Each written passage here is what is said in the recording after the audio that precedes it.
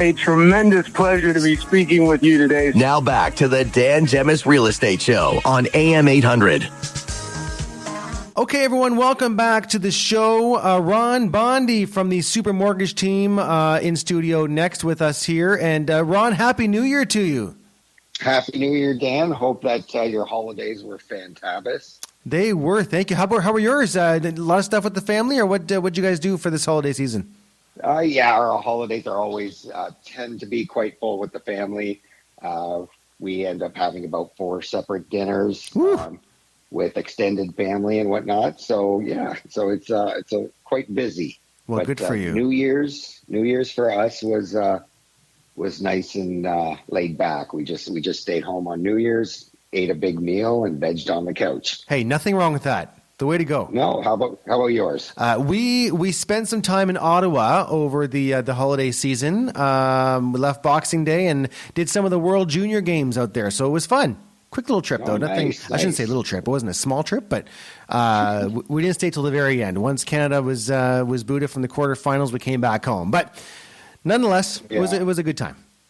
Unfortunately, you didn't get to see Canada do as good as everybody hoped. No doubt. But listen, big congrats to the women team who won gold this past week. So, hey, they carried the cup for everyone in Canada. So good on them for that. So, listen, let's do a quick recap of 24. Obviously, it was a very interesting year in the real estate industry, especially in the mortgage industry with interest rates and whatnot. So, let's talk a bit about what we saw in 2024.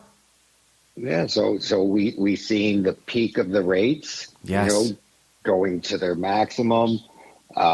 People having no choice but to renew mortgages and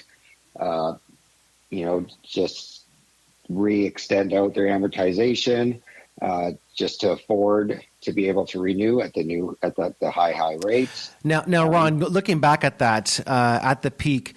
What were mortgage? What were the mortgages going for at that point at the peak? Were they hitting the 6% mark, or what were they at for the 5-year fixed? Yeah, well, for sure. Yeah, you were in the low 6s come the peak. That didn't last too long. Yeah, but unfortunately, some people just, when your mortgage is due, it's due. Yeah, and you can't time it out properly. Exactly. This is where you wish that here in Canada we had mortgages like they do in the States, 30 years, right? 30-year mortgages. That would be fantastic. Yeah, lock it in for 30 years when the rates were at the historical low of 1.89. I'd take that all day for 30 years. Now, I'm not sure if you know the answer to this, Ron, but how can they do that? How is it that they can work the market that way? Do they do things differently over there? Well, you're securing the funds. So you're securing all the funds. Canada just wants to reset your rate after, whatever term you take. It's less risk for them, right? Sure. So if rates, go up, then they can resecure the funds at a higher rate. If the rates go down, then they can resecure the funds at the lower rate. So reality is there's no, is there a lot of risk in the U.S. for doing it for 30 years? Oh, sure there is. Not really, no? because they secure all the funds at that rate already. So they borrowed the funds at that rate. So the funds are accounted for, right? Yeah. But you just can't reset them. So you want to make more profit, make the ability to reset the rates, right? So was there any other big news in 2024 aside from the rates? Now, obviously, by the end of the year, they had come down quite a bit, and we were seeing, a 5-year mortgage in the low 4s, correct? Yeah, so we were seeing, insured mortgages in the low 4s. Rates have creeped up a little bit since then. The fixed rates have. Obviously, the variable has gone down. We've seen a couple nice Bank of Canada rate cuts, which affects, all loans, like all variable loans, like the credit cards, the lines of credits, the variable mortgages, secured and unsecured line of credit. So the banks dropping, the last 2 bank announcements were 0.5 point, which was, amazing, huge. Which was great easing for well needed for the people in Ontario. Now, fast forwarding to our outlook for this year, the Bank of Canada obviously will continue with its Bank of Canada rate announcements. One coming up later this month. What are we anticipating there? So with the job rate that we just got a really strong job market announcement this month. So that has put a question mark on another rate drop in January. So originally they were saying that there was going to be about 3 more 0.25% rate drops. They're not going to be doing any more mega rate drops. They were originally saying 3 0.25% rate drops from now till the summer of this year. Okay. But now, just because of the strong labor market, now again, mind you, these announcements come out every month. So what is being said this month can easily change next month. But they've dropped it to 2 rate drops from now till then, which is still quite a bit. Still some good easing, but 3 obviously 3 would have been better. When is the next announcement? Is it next Wednesday or is it the following? Do you know offhand?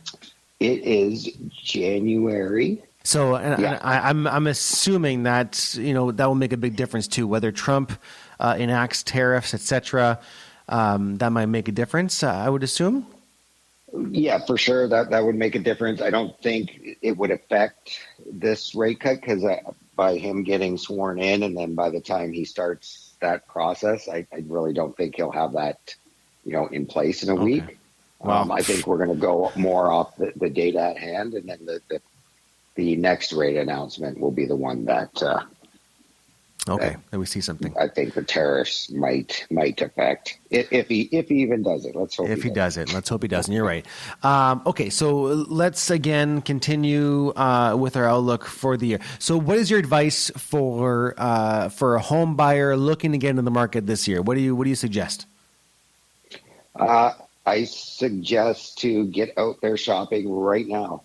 Yeah. Because even though we definitely think rates are coming down by a little bit, they're not coming down by that much. And once you hit the spring markets, as you know, Dan, prices are going to start going up. They are. So as rates drop, prices go up.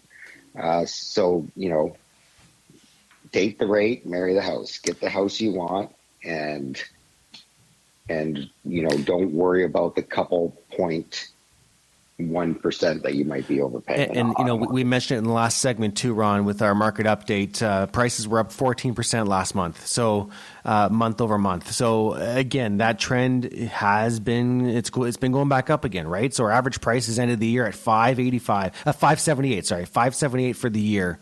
It was 585 average price for December, but 578 was the average price year over year. And if you look back to 2023, as I announced earlier, the average price was $556 last December. So $578. So it went up $12,000 average price this past year. So again, it's on that trend. I don't see that slowing down. I think we'll see the average price climb a little bit again this year. I don't think it'll be a huge increase, but I think it'll definitely go up again. For sure. I think we're going to see the bulk of the increase, during the spring market. Yeah, no doubt. So if a buyer is coming your way right now, are you suggesting locking in a rate? Or are you suggesting a variable? What are you throwing out there? So it is, it's still a toss up. So, whether you're doing if you want to know what you're paying for the next 5 years, and you're okay with overpaying by a little bit, not a lot, but you want to be comfortable, the 5-year might work for you. If you're playing the market and you're, you want to bet on the market, then you might look at a 3-year locked in or a variable. Either one would be, in my opinion, a good solution if you're playing the market, because by rights, at 3, if there is 3 rate drops by July, and like I said, every month the data is going to change. So every month it could, right now they're predicting 2, but Last month they were predicting 3. So every month it could change depending on the data. But if 3 drops by summer, then you will have a lower rate. So the variable is a pretty good calculated risk, because even if it drops 2, then you're about probably net zero after 2 years of being in a variable. As long as, nothing happens with, say, Trump, or nothing happens with our prime minister, right? So it's so tough, and there's big question marks. And that's just it. There's so much going on economically, politically, not just here at home, but abroad. That also affects us too, right? So there's so much at play. It's crazy. I wouldn't want to be in that position right now to make that choice. So, so we got the next rate announcement on the 29th. After that, it's March 12th. And then the next one rate month after that, April 16th, we skip a month, and June 4th. So we got 4 rate announcements from now till the summer. And, they're predicting at least 50% of them right now will be rate cuts. All right. Well, we'll see what happens. So listen, if anyone out there wants to get pre-approved, well, they should. If they're looking to buy, like we always do, we'll always send them your way and make sure they get pre-approved before they get into the market. What's the best way to reach out to you? You can reach me on my cell phone, 519-791-2961. You can email me at ronbondy@supermortgageteam.ca, or they can get in touch with one of your lovely agents. Awesome. And if anyone out there listening has a topic idea you'd like Ron to cover, then feel free to shoot me a message, dan@dangemus.com, and we'll cover that. We'll make sure Ron covers it for you here on the show. Okay, he's on with us every 2 weeks, so you've got a week to reach out to us and give us a suggestion for a topic you'd like to hear Ron talk about with regards to mortgages, and we'll make sure he covers it for you. Ron Bondy with the Super Mortgage Team, thank you so much as always, and look forward to chatting again in a couple weeks. Perfect. Thanks, Dan, and enjoy your day. Thank you. That's Ron Bondy. We're back with lots more right here on the Dan Gemus Real Estate Show.